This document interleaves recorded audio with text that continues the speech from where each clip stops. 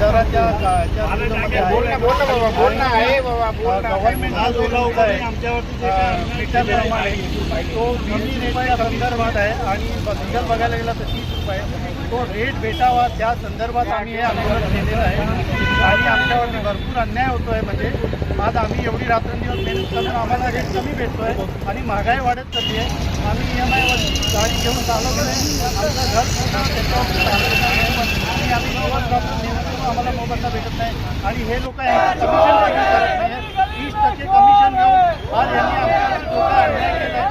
आम्ही रस्त्यावर आलो आहे, आमचे EMI भरायचे वांदे आहेत, आम्ही EMI भरू शकत नाही आहे.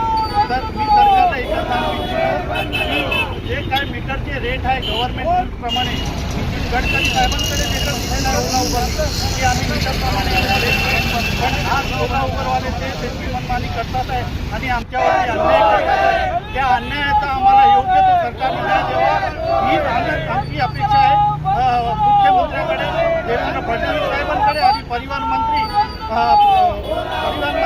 पण आमची विनंती आहे की त्यांनी आम्हाला योग्य तो न्याय द्यावा आणि आमचा जो काय प्रश्न आहे तो त्यांनी लवकरात लवकर सोडवा.